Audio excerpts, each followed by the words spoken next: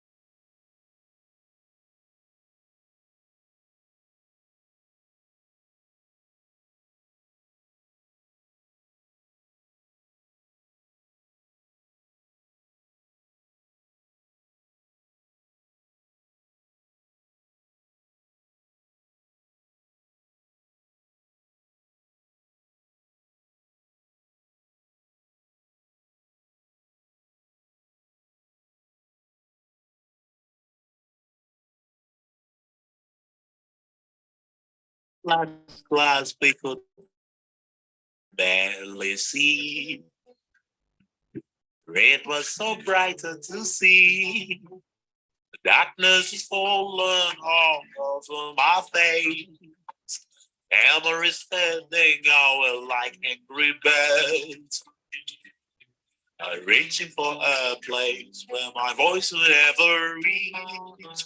Can you hear my cry?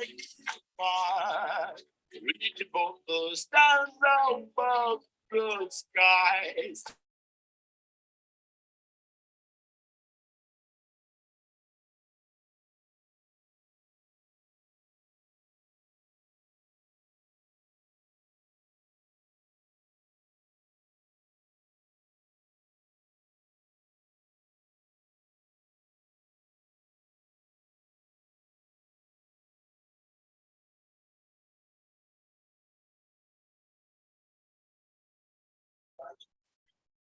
Who doesn't like wine to actually make your flavor bar? You just pull out and sit.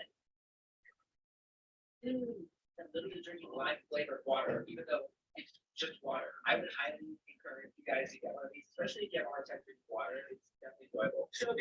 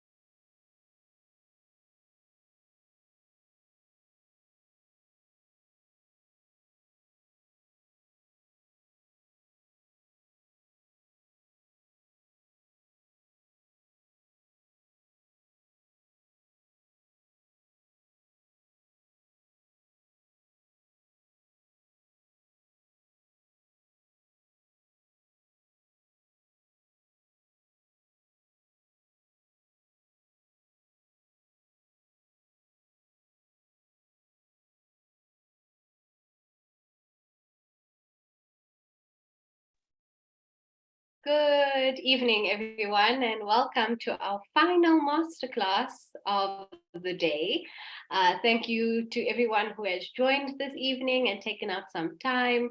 I promise it's going to be an insane webinar. You're going to feel so refreshed, so motivated after this webinar.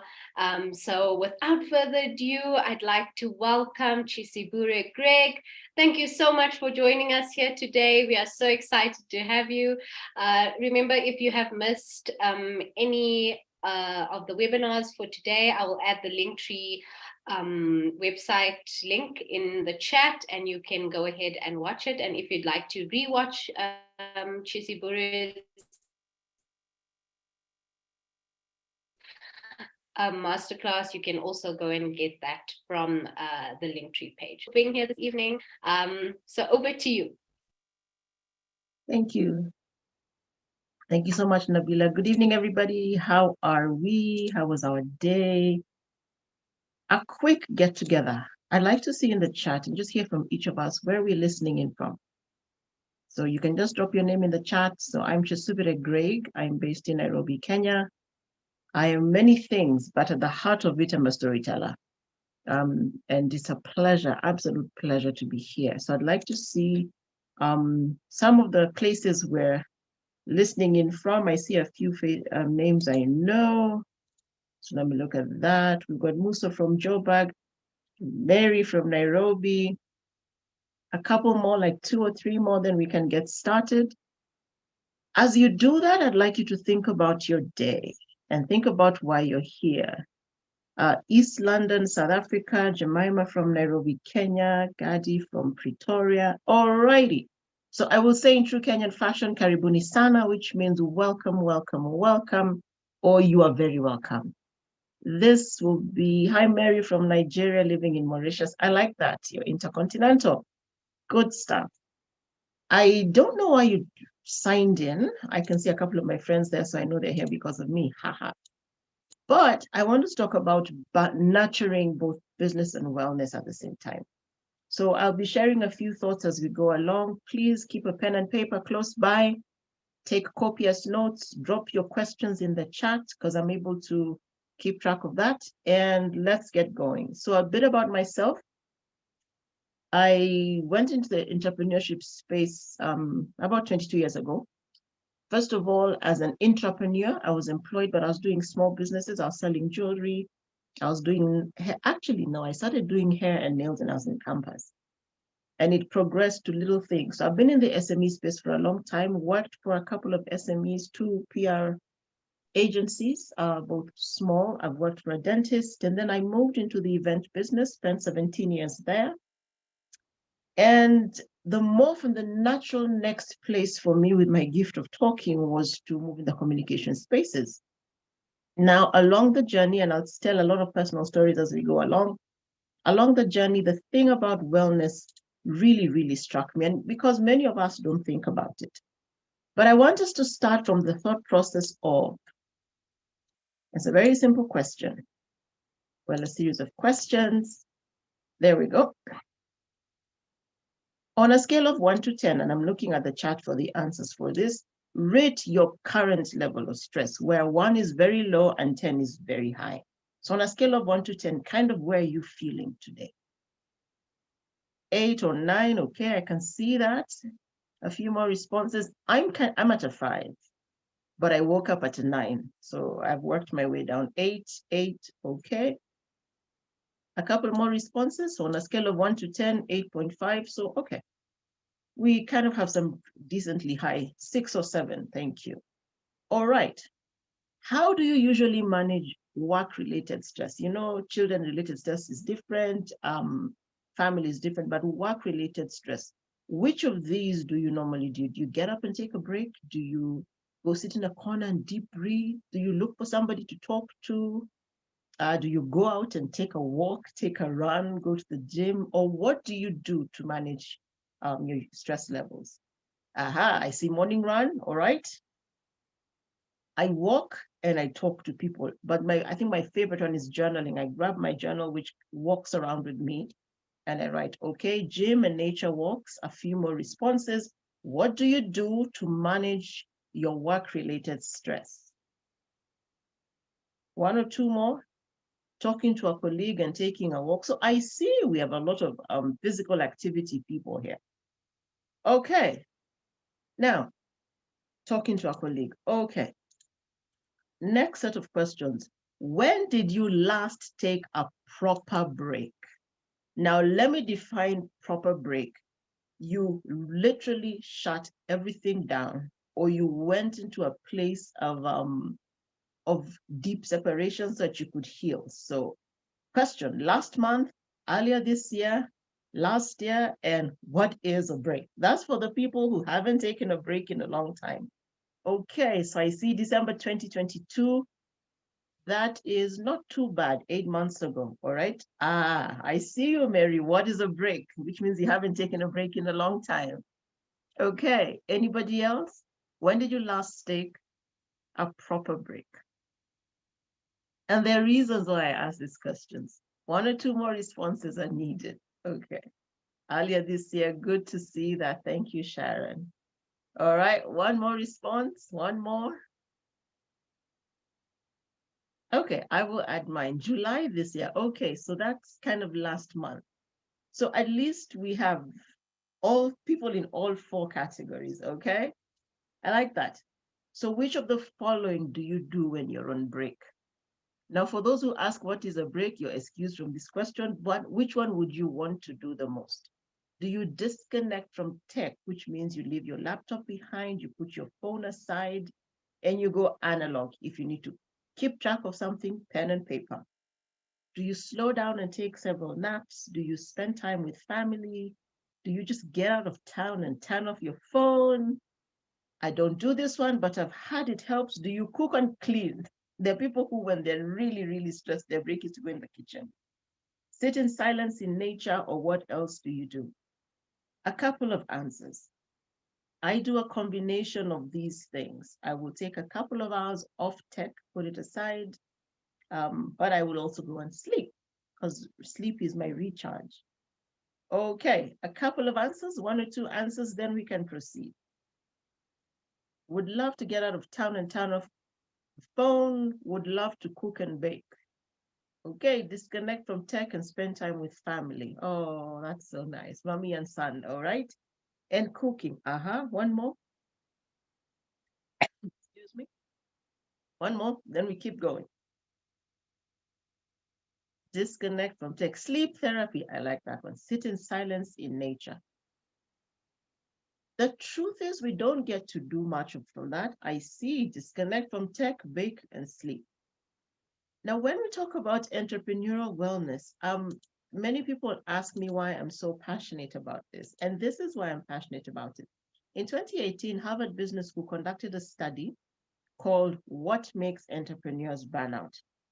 And what they found is that we are 3 times more likely to experience burnout than employees. Why? We carry the load. Remember, you're building the business, you're doing the marketing, you're ensuring merchandising gets done, you're on the go 24/7 as long as you're running a business. Now, an employee at the end of the day, like today at 5 o'clock, for those who you have employees, they shut down and they went home. Not many of them will carry work home. All right. You're often the one with a phone. Your number is often the first listed number before the secondary numbers. Or if you're the founding entrepreneur, your first customers always had your phone number before you separated, right? And they found the principal 3 factors are the ones I'm talking about. It's financial stress. Do we have enough money for the business? Do I even have enough money to buy food, to pay fees, to pay rent? So financial stress is a big one amongst entrepreneurs. A lack of work-life balance. Now, you guys know, we leave 40-hour weeks and we go and do 80-hour weeks for less than half the pay, probably even 10% of the pay. And because entrepreneurship, not everybody is in it and not everybody understands it, then it's a very lonely journey. When you look at it holistically, there are many other reasons that could lead to burnout. But by and large, the one thing that was found by what makes entrepreneurs burnout study was that financial stress, lack of a work-life balance, and isolation cause us to burn out, right? So There are certain kinds of entrepreneurs that the study found are more prone to burnout. So those with obsessive passion, you cannot sleep, you cannot breathe, you're passionate, you want to make it work. Now, don't get me wrong, passion is important, but we must find the balance. So we get overly focused with work, we sleep late, we wake up early, we work long hours, we may or may not eat. So we keep pushing. We do attain success, but the obsessive passion puts us on a pathway to burnout. Or the entrepreneur who says, this is all I know, I'm good at it in this particular way. And so my life becomes finite. You believe in your abilities so much that you're not open to learn new things. For those of you who've been around this space long enough, you kind of know nothing ever stays the same. So those two categories are the most likely to burn out. Key word, more likely. It means that we are all prone to burnout. So then I looked at women and burnout, and a study by the American Psychological Association found that 43% of women are reported being burnt out, while only 35% of men reported the same. And this is because we do a lot more. You're running the business, but you still have your children, your husband, your parents. You still have the house to think about. You still have your own personal needs to take care of. We're likely to earn less, so we have to figure out how to make more. So it is more likely to find a woman who's employed who has a side hustle to meet the difference of her income needs. Sometimes you're doing the difference to afford childcare, you're doing the difference to afford to go back to school, but you need to have a way to figure out how to cross that mile. And then simple things like discrimination, it's more likely for us to be in spaces that are toxic. It's more likely for us to be under the influence of any form of discrimination. And women, we know ourselves, we absorb it. So whereas men do burnout, you will find that we are the ones who are more likely also given to our nature because our emotions are who we are. Now, I will never tell a woman to shut down her emotions ever, but we must find a way to balance because that is how we drain. So why is this topic important to me? Beyond all that, I like what Gretchen Rubin said. She said, wellness is not about being perfect. It's about making the choices to support your health and well-being. I will add one word, daily. Now, this conversation resonates with me because in my young life, I have burnt out twice. I burnt out at 20 and I burnt out at 35. And the second time was the worst of the worst. I had a young son. My son then was 4, and he was in school, and we hit a financial snag as a family. So I went to bed one day, and the next day I was too stressed and too depressed to wake up. I still will get up because I'm a mother and my child needs to go to school. But I'd come home every day and just get straight back into bed and sleep the rest of the day. And at 3:30, because he comes home at 4, I'll get up, I'll boot my laptop, and he will find me sitting on my laptop thinking I'm working. Truth is, mommy was doing absolutely jack squat. All right. At that point, I was running the events business and I was tired. I was really, really tired. And what it did for me is that having driven with friends for a while, I was now on my own. And it was just the weight of the marketing, the financials, everything was just a weight. And I hit a wall, literally hit a wall. And one day I went to bed and the next day I couldn't get up and I just couldn't do it. And I was actually in bed for 10 weeks. That is 70 days. The only thing I got up to do was to take my son to school and come back. And this was it was in now my 4th year of formal business. And I had just transitioned because we had, for certain reasons, closed down one business. I just transitioned into taking the full load. So it is important to me that nobody else I know in my ecosystem and in the ecosystems of my people burn out again. All right. So entrepreneurial wellness is important because wellness is really how we are able to remain active and pursuing the goal. As business owners, as aspiring business people, because I know there's some of us here who are aspiring business people, you have to be in good health to pursue your goal, right? You have to practice healthy habits daily to attain that level of physical wellness, but mental health, so that you don't just survive, you're able to thrive. And I think too many of us settle in surviving. In Kenya, we have this thing that says tunangangana, which means we are struggling through life, you know. I would equate it to a luta continua. The struggle continues. But that is not, I think, the way we should live. So it is the active pursuit of activities and choices and lifestyles that create a holistic state of health. Holistic is all around. And I think it's just about being complete, you know, having your mental stuff together, your physical, your social, your emotional, and your spiritual, because we are spiritual beings, which means that wellness is not just the absence of disease. Most of us think, as long as I don't have any chronic something, then I'm okay. You could be physically well, but your mind is not in the right place, and that could actually trigger you to have a physical illness. Now, if I'm going too fast, or if you have a question, just drop it in the chat. The chat is visible to me. So the dimensions I like to look at for wellness are important, because wellness is not something you do one day and you forget. It's not that I wake up today and I decide I'm going to be well and I get well today. It's a journey and it cycles through several dimensions. So I'll just quickly touch on them. Intellectual, which is the state of our mind, our ability to process, to think, to unpack. Now, if you're significantly tired, then you're unable to think through situations and challenges. You're unable to find solutions. You're unable to keep your levels when you're in stressful places and think your way out. So that dimension must be covered. It's also how well you learn, because when you stop learning, you start dying. If you are comfortable with a business of brick and mortar, in came COVID and we're done. We're completely virtual. How do you handle that? It's also looking at your physical wellness. How fit are you?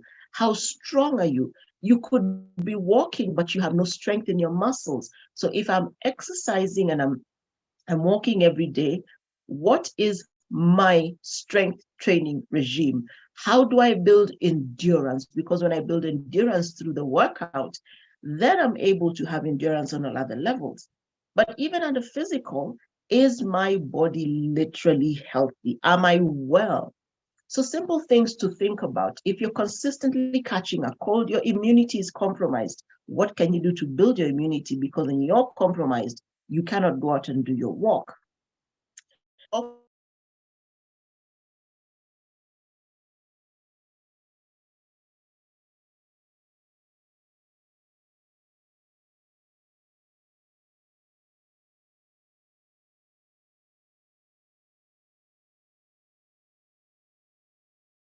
I think perhaps Kyesubire has a network issue.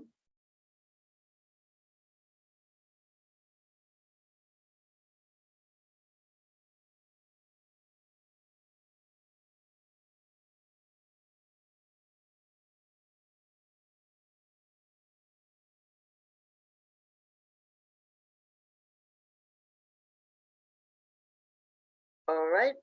Are we together? Sorry, my net dropped for a moment. Yes, we are all good now.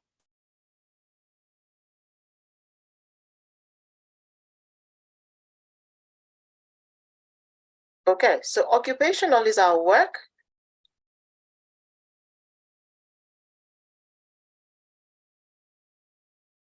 Apologies, my net dropped for a moment. Are we together? Can you hear me? Yes, we can hear you. Great. So that is why we do secondary devices. So occupation is what we do. So this would be our businesses for many of us, right? And what we're looking at is how well we're able to run our businesses, and it gives us balance. So we've done intellectual, physical, and occupational. Then environmental, where do you live? What is both the external environment in relation to climate change, but also your internal environment as a family? Is there toxicity around you? Is there warmth? Is there love? Is there compassion? What is it that you have around you? Okay. And then spiritual, we are spirit beings. We are body, soul, and spirit. And when we're out of balance, it means we're unable to really be the best that we can be. So what are we doing to actually work on those things? All right. Then we look at social. Social, do you belong to a community? Now, ladies, our emotions are the balance of who we are, and we're designed and destined to be in community. So this thing of I'm a one woman who sits in my own corner, it doesn't work for us and how we are built. So are you part of a community? Do you have people you can lean on? Do you have people you can talk to? And that kind of stuff is important. And then emotional, which is tied to community, because we find our balance in our emotions. The one thing I'll say is never let anybody try to convince you you can be too emotional as a woman. Your emotions can be out of control, but your emotions are what make you balanced as a woman. Your capacity to connect with others. And I know some of you could possibly be seeing some men on the call, and I told the men in my ecosystem, come and listen, because there are tips you can pick up and will probably help them understand the women in their networks better. And then finally, we have financial. I've touched on this a little bit. When there's no money in the pocket, when there's no food on the table, when there's no fuel in the car, when there's no fare to get on that means of public transport, there is a great measure of stress it gives you. So those are the things, the dimensions you must work to have balanced to be well. Now, I'm focusing a lot on wellness because many of us don't see the intensity of what it is like. So I've touched on a lot of these. The importance of wellness is the ability to focus, the capacity to be consistent.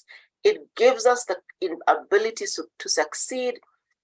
Wellness helps us prevent and manage chronic illnesses, reduce stress and anxiety, improve cognitive function, be more productive, build better relationships, and the list goes on and on and on. That is why this becomes the conversation we have today. But then you ask me we're talking about building businesses that are structured for wellness. So I will ask you, what is your personal goal? Why did you start the business? I'd like to see a couple of comments in the chat. Why did you start this journey? Any input? Who would like to tell us why they started the entrepreneurial journey? Because it feeds into your sense of wellness and your need for wellness. Why did we start our businesses? Before I say why I started mine. Financial, okay. Financial gain, okay. Anybody else? Why did you start your business? I'd like to see like 2 more comments. What's your personal goal? I couldn't find a job and I needed to pay bills. Okay. That's a good one. Personal growth. All right. So now, when you set out on this goal of entrepreneurship, right? The goal is to generate enough income to meet a need, right? So if you're not well, can you generate that income? No. If you're off balance, can you be your best? No. So your personal goal is what sets you up for wellness. Does that make sense? Your personal goal is what sets you up for the goal you set for your wellness. Your wellness must be intertwined with your personal goal. So when I started business, I said I had this dramatic behavior of saying, oh, it's all for the common good. That is true, but I needed to meet a need. I was like Mary who couldn't find a job. And it's not that I couldn't find a job because I was unemployable. I had the skills. And I know Mary, she's very skilled. But sometimes you just can't find a job. And the challenge with a lot of African businesses, we build subsistence businesses. If I have no food to eat, I'm in trouble. So I started a business to put food on the table. Many of those businesses are very, they're very heavy in terms of, Cecilia, please mute yourself. They're very heavy in terms of how much energy we have to put into them, right? So then if my goal is to be financially stable, I must attach the goal of to be well enough to be financially stable, all right? And then I need to figure out why that goal is important. For financials, it is to pay bills, is to feed my children. So then the next thing I ask myself is, how much must I make to succeed? So the question I would ask here is, do you know how much you need to make on a monthly basis for your life to be smooth? You must put a number to it. So maybe I'll say, and for argument's sake, I'll say I need to make 100,000 every month, all right? My goal is financial gain, and the financial gain I need is 100,000 shillings, okay? Then I must figure what it will take to reach that goal. I have the goal, I have the end, now I must fill in the middle. It may take, if my products are 10 shillings, how many products must I sell to make the 100,000? And in having to sell X number of products, how much energy do I need to expend to make those products? Who do I need to put into the ecosystem? So if my goal, my product is 10 shillings and I need to make 100,000, that means I need to sell, I hope my math is right, 1,000,000 pieces. So what will it take to make the 1,000,000 pieces? And goodness, do I even have the energy to get to that target? Okay. All this to track your sense of wellness, because I want to be balanced and able to be lucid and logical when I make my 100,000. So now I have to make 1,000,000 pieces. I know for a fact, I cannot do it alone. So then who do I need by my side? It sounds like a lot of work, but what you're doing is you're preserving your sanity so that at the end of the day, when you attain your goal, it's not too little, too late. All right? So when you look at it like that, you realize that wellness is a journey. And not only is a journey, it's a journey you must think about. If you are going to set up a business, you will have a business plan, you will have your financials in place, you will have talked to people, you know who you could probably serve, you know your immediate market and the market you can grow into, right? Now, if you do the same side by side for your personal goals, you're able to maintain your wellness. Remember I said I burnt out. The burnout did not happen overnight. It happened in the 15 years between the first and the second burnout, because I did not stop. I did not carry teams. Whenever the teams are not working, I picked up everybody's work and I did it. Why? I have a reputation to maintain. I'm known as efficient and effective. I am an achiever. So if my team is not doing it, if I do not balance my team, then I pick up the slack. If we're together, please put a chat in the chat, and I'm here or I'm here, whichever you put first. Does it make sense? Do you resonate? That you must have a personal goal, understand why it is important, tag a figure to that goal, and then figure out who is with you. I can see a yes, absolutely. Thank you very much. Now, when we put wellness and entrepreneurship together, they must go hand in hand, mandatory. Because if you're not well and your business needs you, targets and goals are not met. All right? So then what do we need to do? These are a few things I call the entrepreneur's path to wellness. All right? You have to diagnose. I think there are 7 Ds. There are 6 or 7 Ds. There are 7. Diagnose means, where are you today? Remember, previously we had talked about your personal goal, right? So your personal goal is your driver. So D number 1 is diagnose. Diagnose. Where are you today? In reference to that goal. So if I could diagnose and find, oh my God, I don't have a goal. Okay, so let's create the goal. So where are you today? What is on your plate? So if I'm an intrapreneur, which means I'm employed, but I'm building a business on the side, I work 8 hours a day. I commute 2 hours, maybe that's 10 hours a day. I spend 3 hours with my child. That's 13 hours a day. I'd like to sleep 5 hours. So how many hours are left in my day to actually run the business? And then ask the question, how do I feel about my life? Am I happy? Am I unhappy? Am I on the way to happy? Am I resolving? Do you have loads of FOMO? If I see Mary on a flight to somewhere, how do I feel? And why do I feel FOMO? Is it based on just because she's flying, or is it because I know I'm flying at lower than my potential? Are you irritable a lot? Irritability is a sign that something is off balance, okay? Impatience is a sign that something is off balance. Anger, resentment, all those negative emotions are a sign that something is off balance.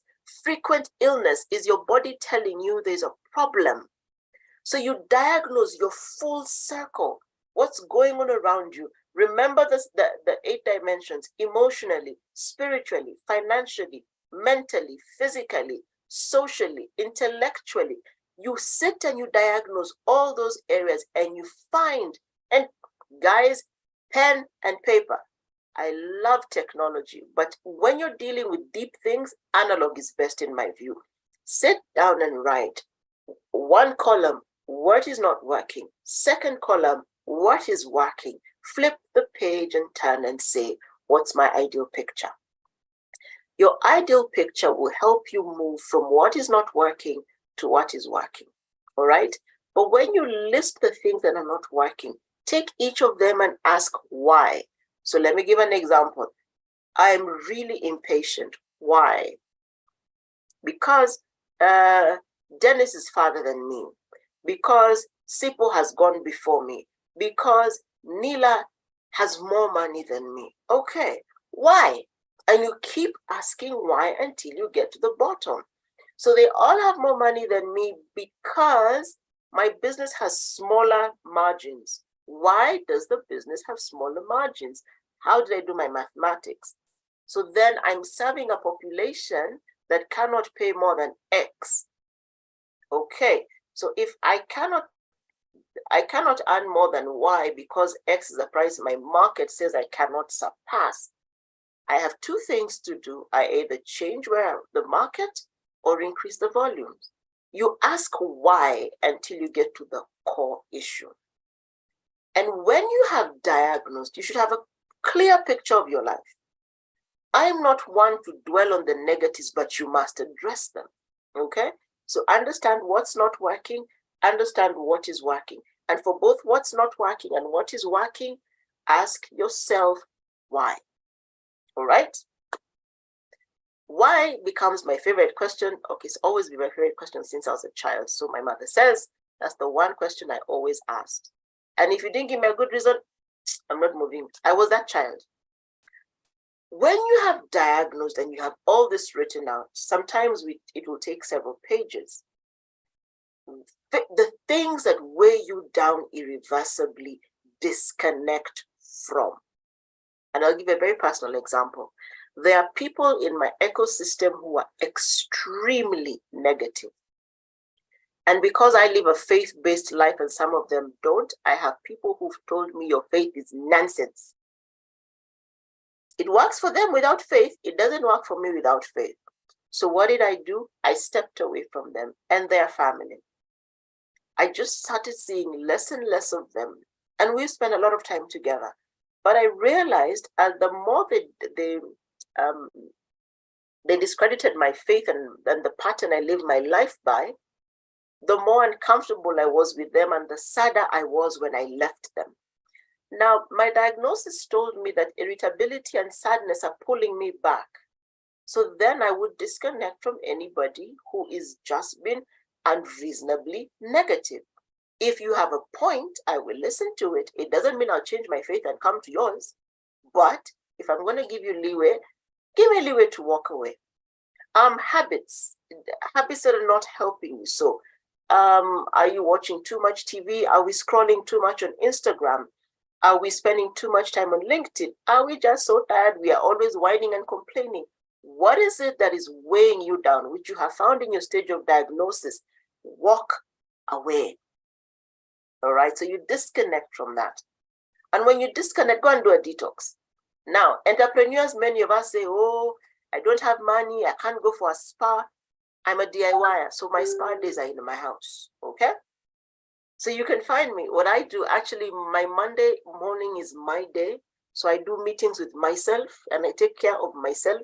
So there are days my Monday morning will be spent with a foot soak and a foot scrub in the house, by the way. I will do something that really energizes me because the beginning of the week. So when I begin formal meetings at 2 o'clock, it's a different person. Why? Because I work heavy Tuesday to Friday. Saturday and Sunday is ministry and family. So I need 6 hours of just me. If it is the week that I have no energy and I wake up, my son, I take him to school.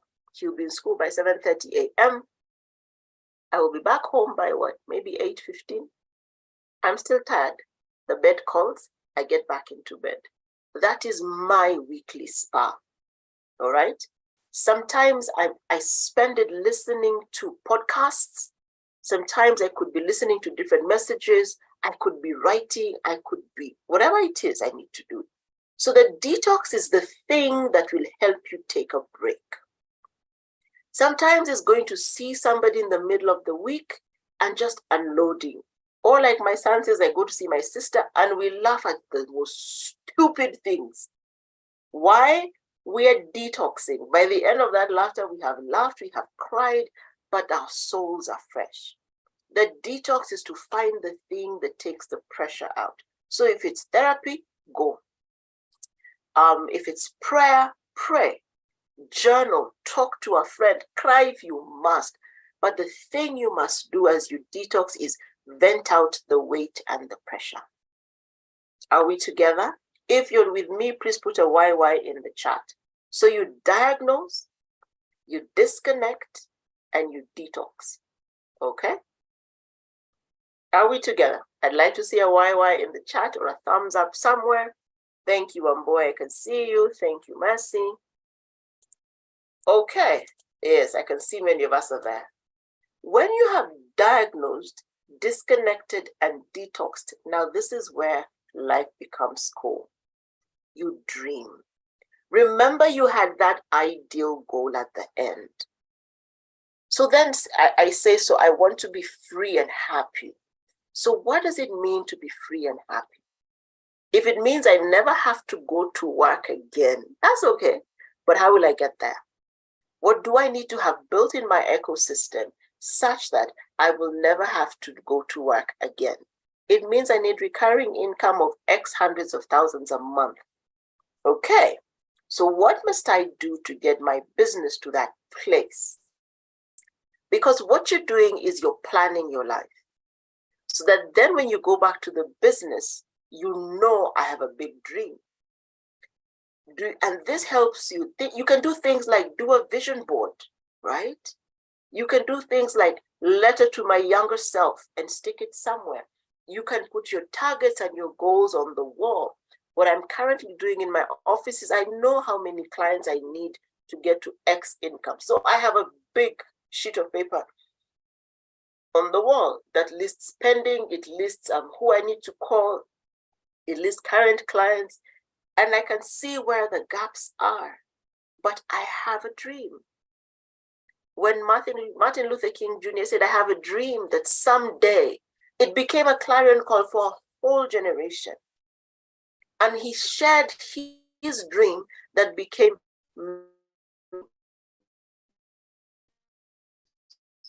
So dream and figure out what your ideal life is. Where do you want to live? How much do you want to make? Schools you want your children to go to? Where, and then because you're working on the how-to, because you're working on the how-to, then you're able to break it down into steps. So I want to be a billionaire, but there's no billionaire who doesn't own multiple profitable businesses, right? So then you're breaking it down to steps. So I need to have multiple profitable businesses. Okay, so let me build number one. They don't build them all at the same time. You build number one, establish as you build number two. And the lessons you learn from number one, you apply to number two. so that then you have set a track that you're going down. Does that make sense? Can I see a YY in the chat? YY simply means yes, yes, or if it makes sense.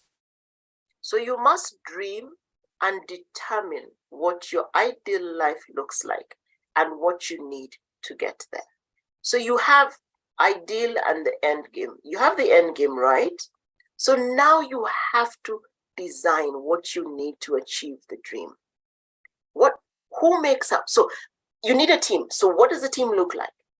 And when you're thinking about team, ladies and gentlemen, you must include your family. A successful entrepreneur needs a successful family, because then why have we been doing this work? So for me, success could be I'm able to put my children through school. My children have character, they have balance and all those things. So what do I need to achieve that dream? I need them to go to good schools. I need them to go to university. I need them to be independent. How do they become independent? I must invest in my children and ensure that they have character, they have integrity, they have resilience, and the capacity to double what I've built. Otherwise, I'm building for a waste. I may as well be building to sell. Okay? So I design that into the ecosystem, which means I, as Kyesubire, my pattern of life means I will design time for my children. Beyond the schools they go to, I will design conversation time, hangout time, travel time. And when we travel phones away, conversations in the car, all right? So I design how I raise them. Why is that important? Because as they get older and work gets more intentional, so it gets more intense, we spend more time together intentionally. So ladies and gentlemen, I will say it for free. If you're building a business and your home is out of balance, there's a problem.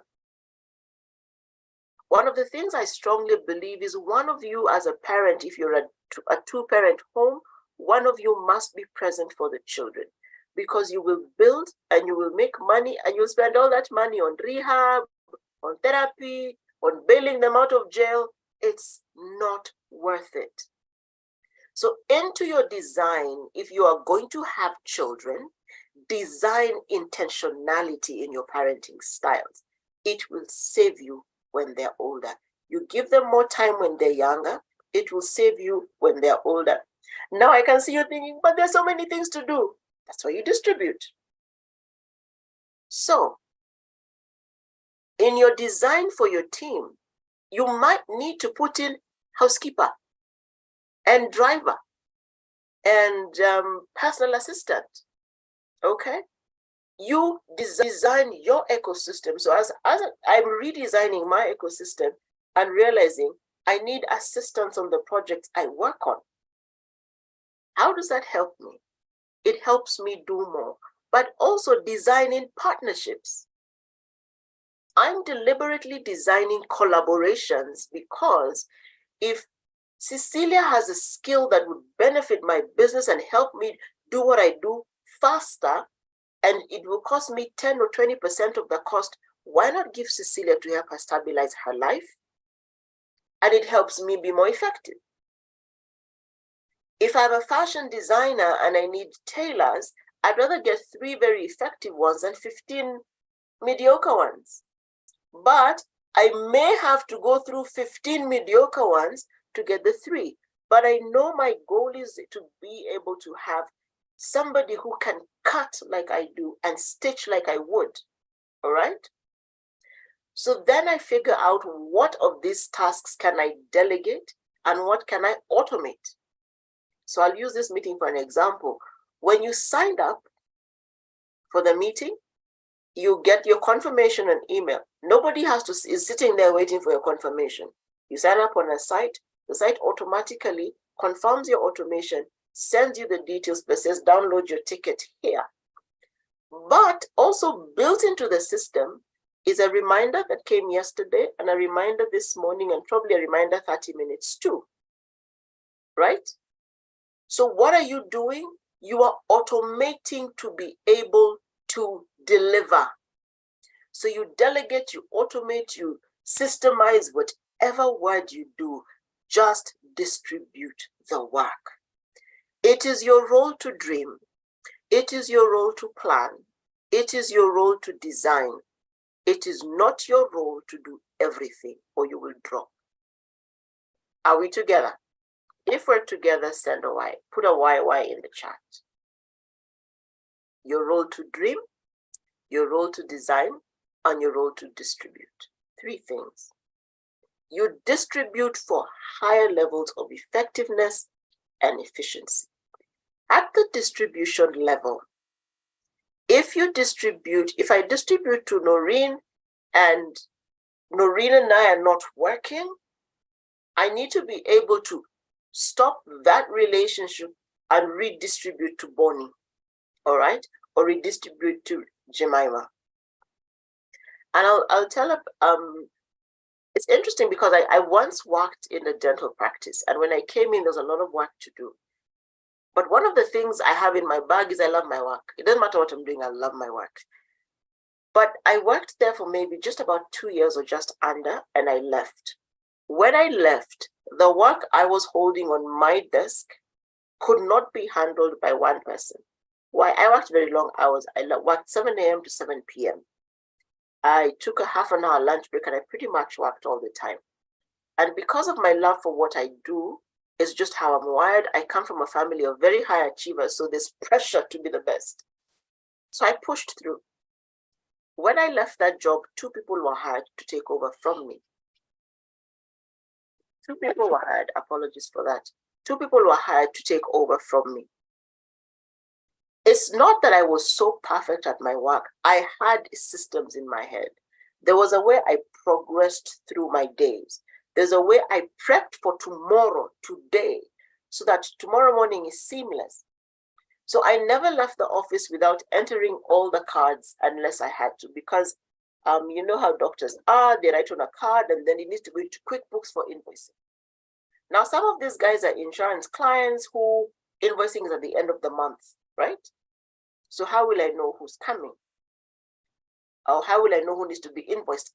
So I could leave them and end up with a stack, because every day we had 5 or 6 insurance clients, or I could make sure before I leave every day, I'm invoicing. So I found a system. In between clients, when you go to sit, because I knew all the short forms, I was able to input faster. But because of my communications background and my typing in Campus, I type very fast. So I drew on my skills, all right? Like I told you guys before, I never used to distribute anything. Where I am now, what I'm building is templates. So if you come to work for me now, there's a template for everything. So I can easily say to whoever becomes my assistant, here's information, fill that framework agreement, because there's a template. That's part of distribution. That's part of delegation. People say, I can't delegate, they won't do it well. Have you given them the ability to do it well? Okay? So you diagnose, you disconnect, you detox, then you spend time dreaming, designing, and then you distribute, because you must be deliberate. When you're dreaming, you know what your values are. So you must design a system that is true to your values, all right? You must design a system that will enable you to be consistent. Because wellness is about the systems we put in place. As entrepreneurs, our days are long. Our reason for being entrepreneurs is different, but our goal is all success. And anything you do not plan for does not happen. It doesn't matter what you say about it. Anything you do not plan for doesn't happen. If it is not written, you cannot track it. You will forget it. So when I'm talking about the path to wellness, you diagnose because you must know where you are. You disconnect because there are things you must put down to be successful. There are people or habits you must put down to be successful. You detox because in this place of carrying everything, it has worn you out, all right? So you detox to refresh, to renew, to restore. And then you dream, to put all the lines in place and put all the colors that you want to accomplish and all the decoration you need, to figure out who you need. And then you design a system that will help you get to your goal. And your system has a timeline. You distribute whatever you can so that you're left only with what you're absolutely excellent at. And then you live your life deliberately. Are there any questions?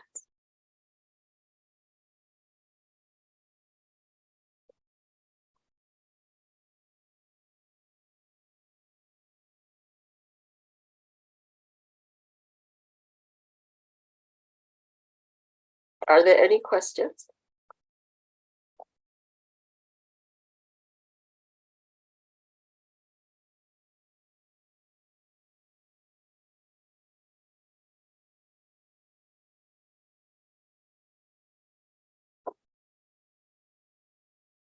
Okay, I see one. How does one balance detox and making money to put food on the table?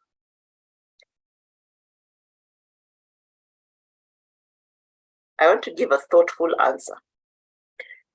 Detox is mandatory. Putting food on the table is mandatory.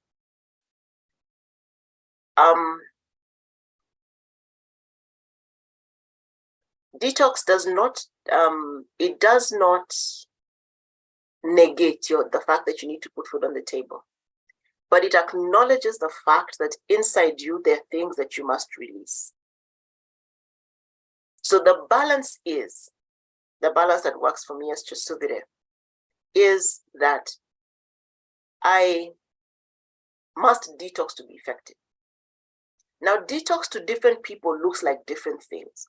For me, it is 6 hours on a Monday morning, because Tuesday, Wednesday, Thursday, Friday, I'm normally running 18-hour days, okay? So my detox has not compromised my capacity to make money. It hasn't.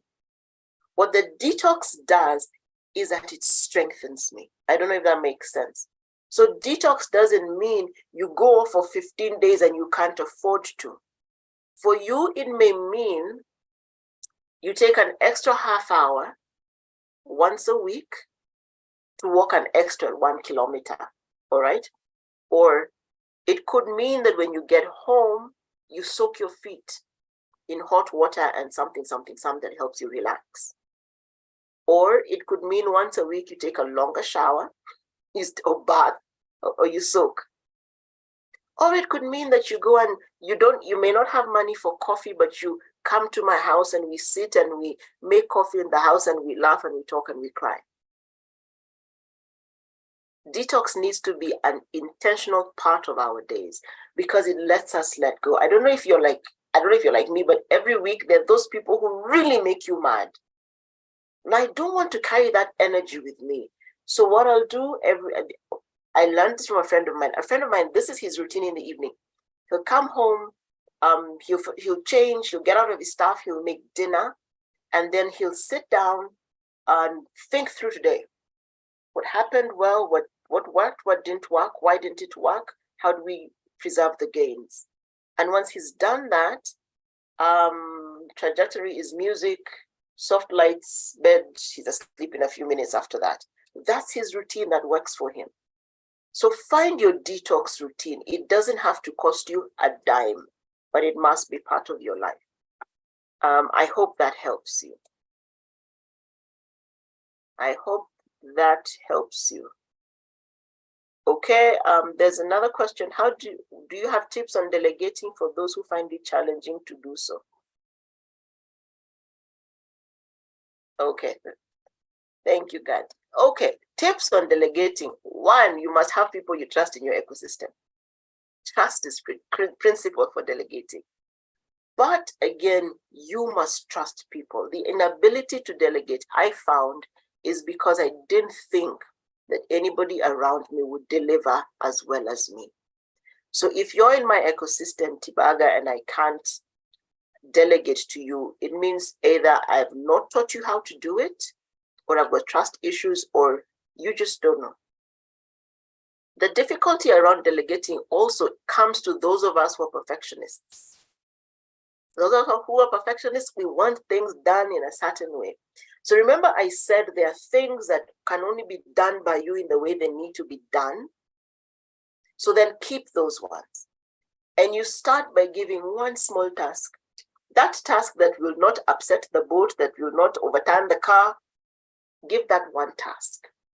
And give clear instructions about how that task should be done. So if I want the dishes washed, and I remember giving some young people a challenge, go wash the dishes. And they were used to an ecosystem where you rinsed off the dishes and you put them in a dishwasher. But they were here and there was no dishwasher. I didn't realize it, but I was sitting at the dining table and the kitchen door was open. I was like, what are you guys doing? That's how we wash dishes. I'm like, oh, sorry. In Africa, this is how we wash dishes. I had delegated without giving the right instructions. So if you have a challenge with delegating, number one, look at yourself and understand, why do you struggle with delegation? If it's trust issues, how do you build the trust of the specific people? Remember, you're not just delegating to random people on the street. You would have to choose. So then define the task and the kind of person you need to fill the task. The people we struggle a lot to delegate with are our children. I don't know who else struggles with that. You tell the kids to do things like this, they do like that, and you get mad. So I've learned to ask my question, did I explain it to them clearly, what the expected outcome is and what the desired process is? Now, those of you with Gen Z kids, they will find another way to do it. And for those of us who hire Gen Z, delegate with authority, give them the goal, but also allow them to attain the goal their way. They are the masters of finding alternate routes. So just because they don't go the way you want it to go, do they reach the right outcome? Is the product that they deliver in the right format? Does that make sense? So you look internally and understand, why do I struggle with delegation? And you ensure that the person you're delegating to, you have given them the knowledge they need to delegate. You have given them the set of instructions they need. And 3, be kind, and instead of exploding, which is a skill you learn over time, ask them, so is that, why did that seem the best way? So you start inside and then you do it outside. I hope that helps you.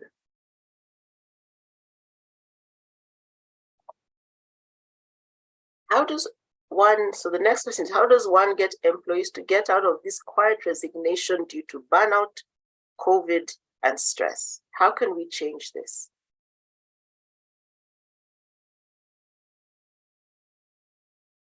So one of the things I think we must appreciate is people are stressed. So how do we make our environments less stressful?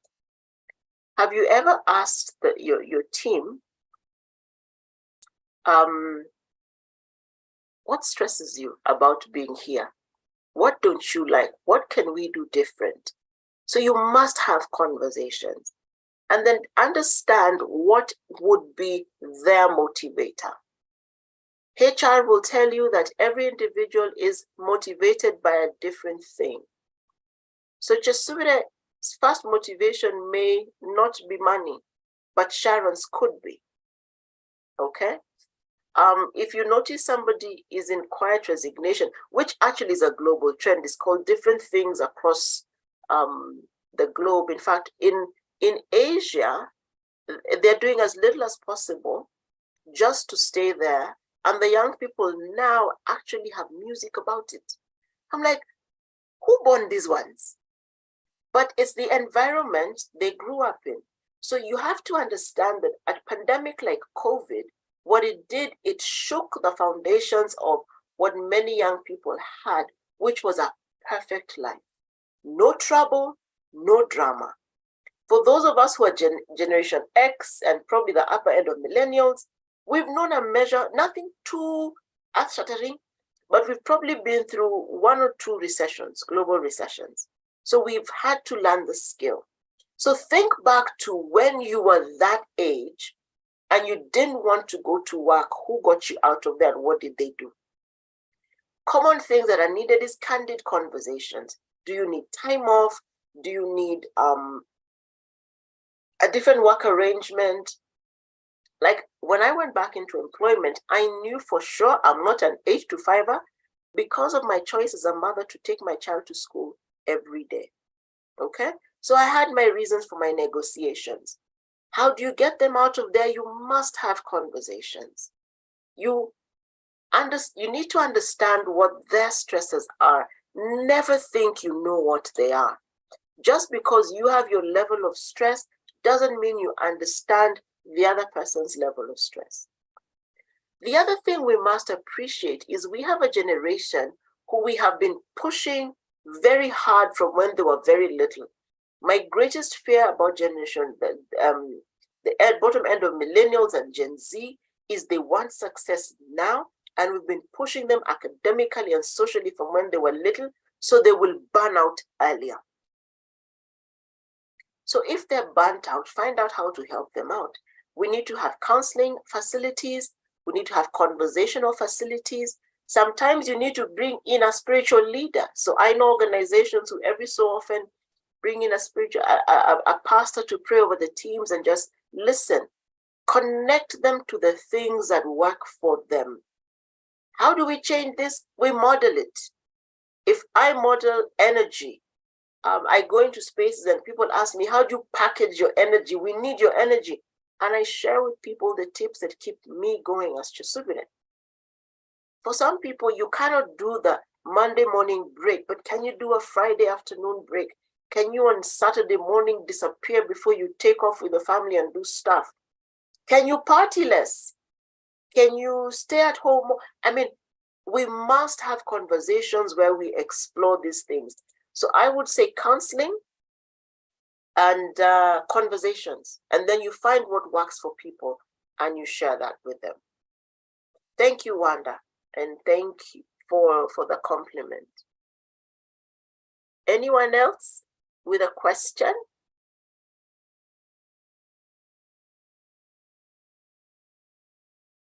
Okay. So as one of the things we must understand is that wellness is not a luxury. Whereas many people try to make us think that, oh, being well is something that it's not an option. It's not an option. And we need to get that very clearly. Entrepreneur wellness is not a luxury. Why? Because my business is only as good as I am. The direction and the focus of the business comes from me. So if I'm not in a good space, my team will not be in a good space. So what I want us to think about as I close is a couple of things. Remember, entrepreneurship is a marathon. It's not a sprint. You're not doing the 100 meters dash, okay? You're doing a 42-kilometer. I will use Eliud Kipchoge, the Kenyan runner, as an example. When he runs, and people have always asked him why he smiles when he runs, he says, I smile through the pain. So the next time you watch him in a marathon, when you see his smile pop, he is in pain. And he kind of starts smiling at kilometer number 30. And what he's doing is he's using his own internal energizer system to keep going. When he smiles, he's telling his body, I got you, but we're not stopping. All right? When he smiles, he's speaking to his inner man so that he has the energy to keep going. So remember, it is a marathon. But also remember, you are not competing with the rest of the world. You are competing with your best self. So if my best self is not delivering, that's who I'm competing with. I'm competing with the dream I set. I'm competing with that personal goal I have set. So that if my personal goal is 100,000 and I attain it, as I begin to attain it, I'm like, I've attained. So I stretch the goal. I'm not competing with Neela and her $1 million goal. I'm competing with mine. And me who's pushing me to get to what needs to be there for me, all right? And remember to start where you are. That's the purpose of diagnose. Start where you are. Don't beat yourself up if you're not where you should have been. Take a deep breath. It's okay. Now start here. Diagnose and start from that line, okay? And do one thing every day for 21 days. So Robin Sharma's law of automaticity says you can change a habit in 21 days, that's normal. And then you add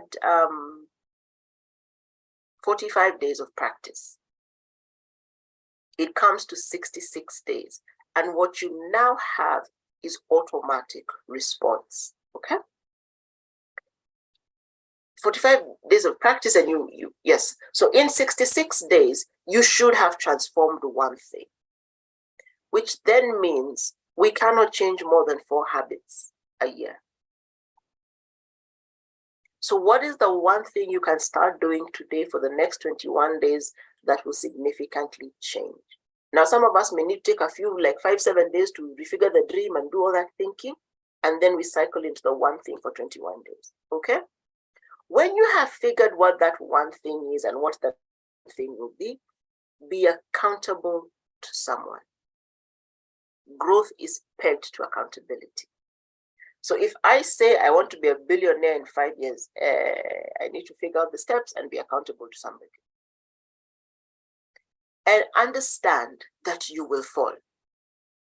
Falling guarantee. But when you fall, get up every time. You fall down 7 times, you get up 8. All right? Understand you will fail. Get up every time. Understand you will set a target and miss it. Get up every time. The Bible in Ecclesiastes says 2 are better than 1. Because if 1 is attacked by bandits, they will be finished. But if 2 are attacked, they can defend themselves. So be accountable to somebody and get up every time. And benchmark. If I want to be in a certain sector, who's in the game?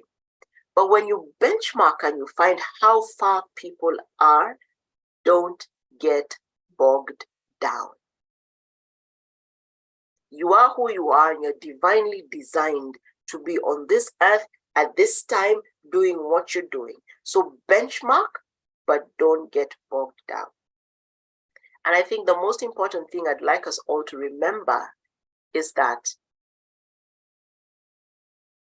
we must design wellness into everything we do. And we must live in a consistent state of wellness and assessment, so that if something throws us off balance, we deal with it now. Don't put in a bag and deal with it 5 years from now. That's trauma. Keep moving and choose the dream and keep moving towards it. If there are no other questions, I will say thank you. Thank you for coming and have a good evening.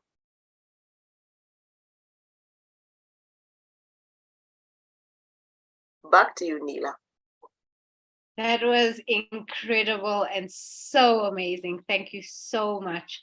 Okay, is there a way for our audience to reach you or contact you, maybe through LinkedIn or email address, if they'd like to contact you after the session? Sometimes I know a lot of people reflect on what you've said first, and then afterwards they're like, oh, damn, I should have asked that. So if you don't mind adding your email address. I will drop it in the chat. Sure. Thank you so much. And I'm on all social media platforms as Kyesubire or Kyesubire Greigg.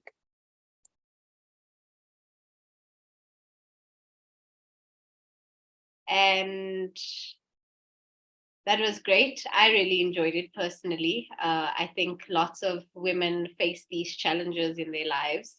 And they needed someone like you to show us a little guidance to get us motivated to want to do better.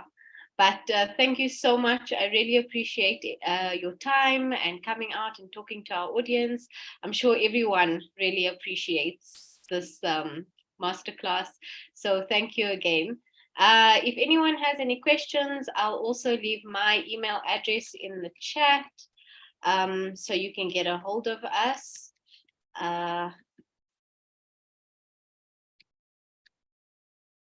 And if there's no other questions, then I wish you all a lovely evening. Hopefully, everyone will now go take some time and do some self-care. I hope everyone will, so we can be refreshed and rejuvenated. So thank you so much. I really appreciate it. And just a heads up, so we're having 2 workshops next week. So I hope you all will join us. You can find our tickets on the Quicket page, the same one that you've used to sign up for this masterclasses. So if anyone wants to join for next week's workshops, you can do so through our LinkedIn page, our Linktree page, and our social media pages. So that's a wrap. Thank you, everyone. Enjoy your evening. Thank you. Thank you. Thank you. Bye. Bye.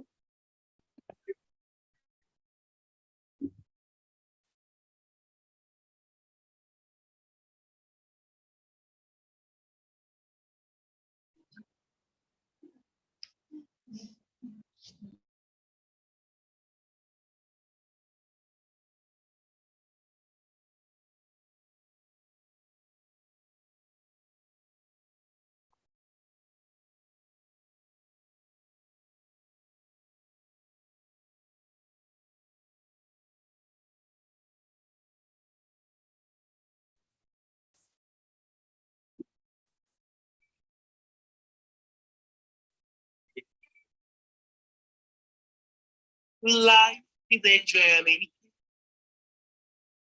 We are all traveling. Who'd have wondered the big boy, here I have been traveling. Life is a journey. We are still traveling. Who'd have wondered we are all still traveling. Anango mayorina so terera. Buda izirango menna so tembera. Regulate my friend. Anango mayorina so terera. Anango mayorina so terera. Buda izirango menna so tembera. When you would break a leg, my friend. Can I go my yorita? Not so terera. Life is a journey. Yeah, we are all traveling. Who that wonder? Go. Here I have been traveling. Oh, life is a journey. How we are still traveling. Who that what we doing that? Go. Yeah, we're all still traveling. And I'm going to not so terrible. But I see I'm going to not so temporary. When you put one out, break a leg, my friend. And I'm going to not so terrible. And I'm going to not so terrible. But I see I'm going to not so temporary. When you put one out, break a leg, my friend. Can I go my own gun? Not so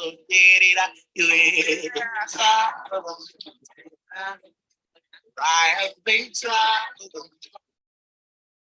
We're still all traveling. Yes, I have been traveling.